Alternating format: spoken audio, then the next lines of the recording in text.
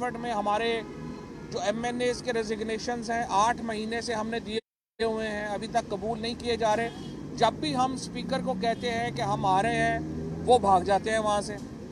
अब तो हमने फैसला किया है कि खुफिया डेट रख लें और ऐलान करके ना जाएं, स्पीकर को ऊपर से जाके दबोच लें। जब भी हम ऐलान करते हैं कि हमने असेंबली में आना है, स्पीकर छुट्टी लेके चला जाता है या सेशन बंद करके चला जाता है। देखिए, हम इस्तीफे दे रहे हैं, ये पाकिस्तान की पार्लिमानी तारीख में एक बड़ा नॉवल वाक़या है। 127 MNAs ने अपने लीडर इमरान खान के एक आवाज़ के ऊपर इस्तीफ़ा दिया है। इससे पहले कभी इस तरह नहीं हुआ। मरियम नवाज़ ने, आपको याद होगा, 2 लोगों को इस्तीफे का कहा था, जिसमें से एक जो थे वो कैप्टन सफदर के बड़े भाई थे, वही भाग गए, फ़ोन बंद करके भाग गया। और जो सफदर जावेद अब्बासी था, वो भी फ़ोन करके भाग गया। 2 बंदों ने इस्तीफे नहीं दिए मरियम नवाज़ के कहने पे। और दूसरी तरफ तहरीक इंसाफ के 127 MNAs ने इमरान खान के एक कॉल के ऊपर इस्तीफे दिए। और अब हम इंशाल्लाह इस हफ्ते दोबारा जो है वो असम्बली में जा रहे हैं। तारीख में नहीं बताऊंगा क्योंकि स्पीकर फिर गायब हो जाएगा। तो इसलिए अब हम एक बड़े, जो जैसे हम पंजाबी में कहते हैं ना कि चुप चुपीते असम्बली जा बढ़ाएंगे और उनको कहेंगे सारे आ गए हैं, आपने जो इससे हमारे इस्तीफे लेने हैंड रिटन वो भी ले और आप इलेक्शन करवाएं। और सुप्रीम कोर्ट को भी मैं गुजारिश करना चाह रहा हूँ, आपके पास केस पेंडिंग है, आप खुद देख लें, ना वो टाइम दे रहे हैं, ना वो हमारे इस्तीफे कबूल कर रहे हैं। ये हमारा डेमोक्रेटिक राइट है और उसको जो है वो फैसिलिटेट जो है वो होना चाहिए। इस्तीफे हमारे कबूल होने चाहिए और पूरे पाकिस्तान के अंदर आप इलेक्शन करवाएं। उसके साथ साथ जब पंजाब में हमने फैसला किया, खैबर पख्तूनख्वा में, एक हफ्ते में आपने सुना होगा कि एहसन इकबाल, राना सनाउल्लाह बढ़ के मार रहे थे कि असम्बलियाँ तोड़े, हम इलेक्शन करा देंगे। जो ही इमरान खान ने असम्बलियों की डेट दी, आपने देखा कि ये सारे जो हैं चूहे की तरह अपने बिल में घुस गए और इलेक्शन से इस तरह से ये भागे हैं जिस तरह काला चोर भागता है। आज आपने देखा कि इन्होंने इस्लामाबाद में इलेक्शन के लिए जिस तरीके से बलदियाती इलेक्शन था, उसकी तारीख बदलने के लिए जिस तरह से इन्होंने इतनी जल्दी कानून में तरमीम की कि उसके ऊपर बहस, तो क्या कोरम भी पूरा नहीं था और बगैर कोरम के ही जो है वो सेनेट से बिल पास हो गया, सिर्फ ताकि इस्लामाबाद में इलेक्शन जो है वो ना कराने पड़े। आप इस्लामाबाद के बलदियाती इलेक्शन नहीं लड़ सकते, आप पंजाब में इलेक्शन नहीं लड़ सकते, KP में, सिंध में, कहीं पे भी आपका चेहरा ही नहीं है कि आप लोगों के सामने जाए। और ये जो सारे लोग इस्लामाबाद में सिक्योरिटी में बढ़ के मारते हैं, मैं इनको चैलेंज करता हूँ कि लाहौर में आके किसी दिन लक्ष्मी चौक के ऊपर और यहाँ पे आके खाना खा लें, इनके खाना खा लें, इनको अगर गंदे टमाटर ना पड़े तो मुझे कहिएगा। ये इनकी इस वक्त बहुत बुरा हाल है इनका, इसलिए ये इलेक्शनों से भाग रहे हैं। तीसरी बात, हम अपने जो अज़म है उसके ऊपर हम कायम हैं। हम पंजाब में और खैबर पख्तूनख्वा में इलेक्शन कराने के लिए पूरी तरह तैयार हैं। आज इमरान खान साहब ने जो पंजाब की सीनियर लीडरशिप है उसका इजलास किया, उसमें मियां असलम साहब मेरे साथ खड़े हैं, सीनियर मिनिस्टर मुसरत मेरे साथ खड़ी हैं, तर्जमान है हुकूमत पंजाब की, और इसके साथ सप्तैन साहब, राजा बशारत और हमारे जो तमाम लोग हैं, सीनियर लोग हैं, वो शामिल हुए। और कंसल्टेशन में हमने फ़ैसला ये किया है कि हम वोट ऑफ कॉन्फिडेंस लेने जा रहे हैं पंजाब असम्बली से। आज एक वफद जो है वो चौधरी साहिबान से मुलाकात करेगा, चीफ मिनिस्टर से और मोनिस अलाई साहब से, और उस मीटिंग में हम डेट तय करेंगे कि किस तारीख को असम्बली का इजलास बुलाया जाए और वोट ऑफ कॉन्फिडेंस जो है वो चीफ मिनिस्टर को दिया जाए, ताकि असम्बलियों की तहलील जो है वो मुमकिन बनाई जा सके। हमारे तमाम मेंबरान इस वक्त 177 मेंबर जो है PTI का, वो चौधरी परवेज़ इलाही को बैक कर रहा है, 10 मेंबर PMLQ के अपने हैं। इस हिसाब से हमारे पास इस वक्त 187 मेंबरान जो है वो मौजूद हैं। स्पीकर को निकाल के, स्पीकर को शामिल करें तो 188 हो जाएंगे। और इंशाल्लाह ये जो तमाम लोग हैं ये परवेज़ इलाही साहब को कॉन्फिडेंस वोट देंगे। और ये जो तारीख़ है इलेक्शनों की, ये आइंदा जो हाई कोर्ट का फ़ैसला है उससे बहुत पहले होगा और हम इसमें ताख़ीर नहीं करना चाहते। हम फौरी तौर के ऊपर वोट ऑफ कॉन्फिडेंस के लिए जाना चाहते हैं और इंशाल्लाह वोट ऑफ कॉन्फिडेंस के बाद जिस तरह से चीफ मिनिस्टर साहब ने हमसे वादा किया है, वो तैयार हैं असम्बली तोड़ने के लिए। असम्बली की तहलील के लिए जो है वो जाया जाएगा और नए इंतखाबात इंशाअल्लाह ताला इसके मुताबिक होंगे। मैं असलम साहब, मैं आपसे दरख्वास्त करूँगा कि इस बात को आगे बढ़ा दें। बहुत शुक्रिया जी।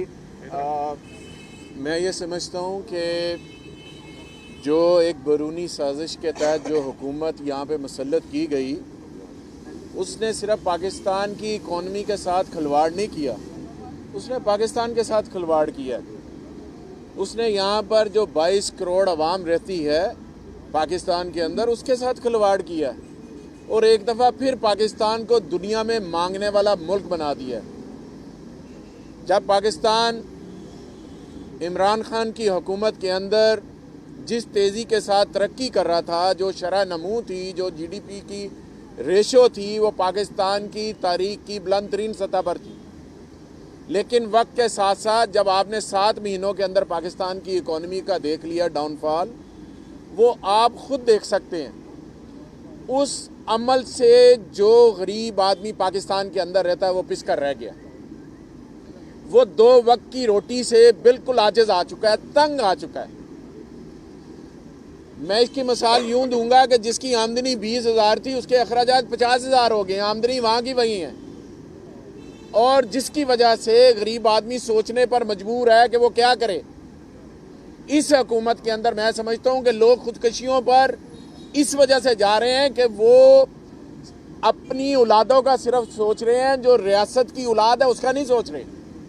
और उन्होंने ऐसा ही किया, अपने केसेस ख़त्म कराए, 1100 अरब रुपए के केसेस ख़त्म करवा लिए, नैब को बदल दिया, FIA के अंदर जो केसेस थे उनको ऊपर नीचे कर दिया, सिर्फ और सिर्फ अपनी ज़ात के लिए।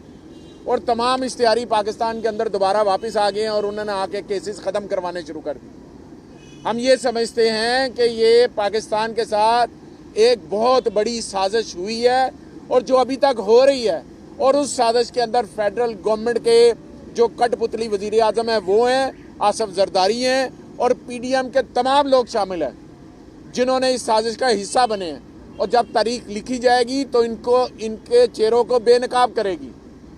हम पंजाब असम्बली के अंदर जो अभी फवाद भाई ने बात की है, जो कोर्ट का फैसला है, उस फैसले से पहले इंशाल्लाह वोट ऑफ कॉन्फिडेंस भी लेंगे, और उसके बाद जो हमारी क़यादत का, हमारी असम्बली के तमाम लोगों का मुतफ़क्का फैसला इंशाल्लाह उसको इम्प्लीमेंट करेंगे कि असम्बलियाँ किस डेट को, हमने डेट दे दी 23 कल जो गुजर गई है।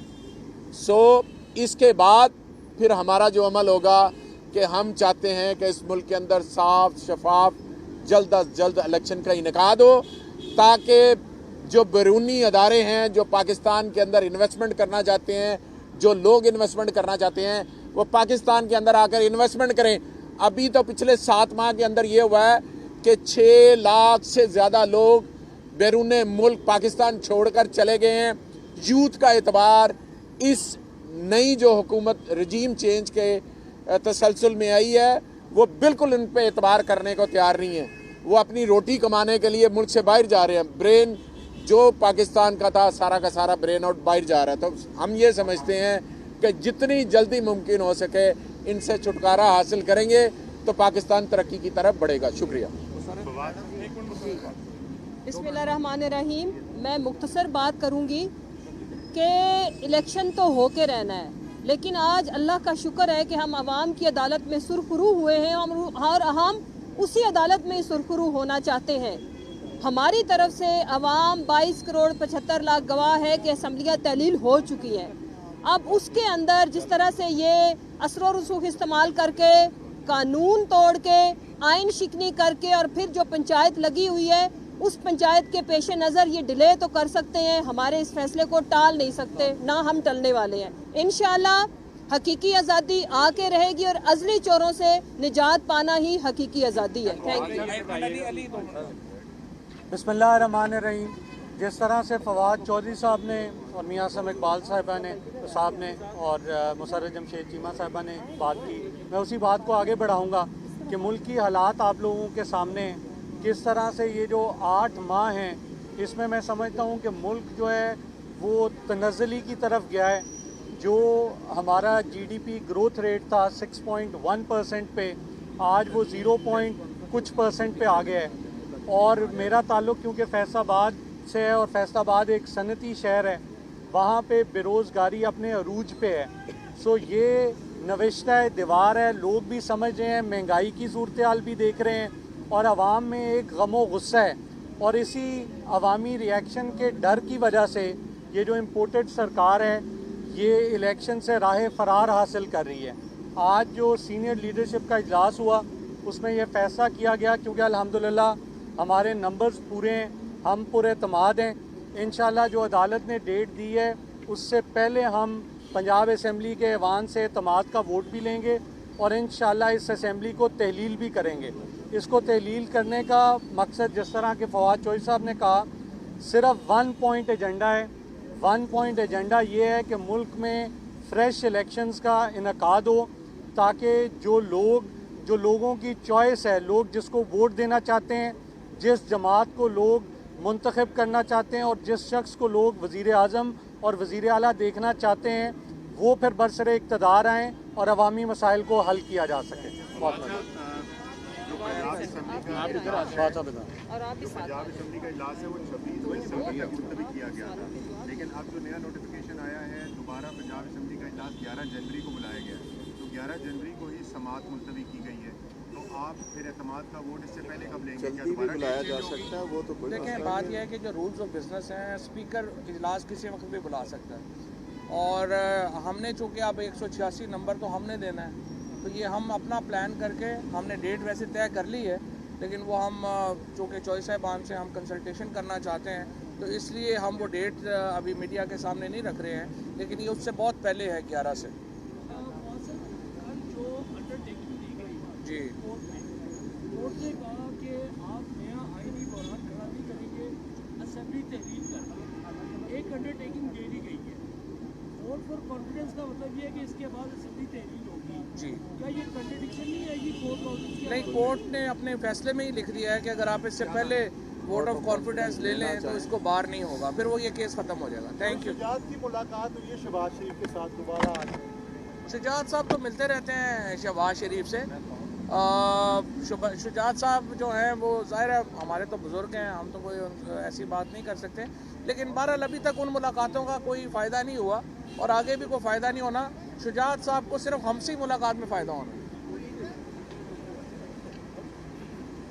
क्या हाल है?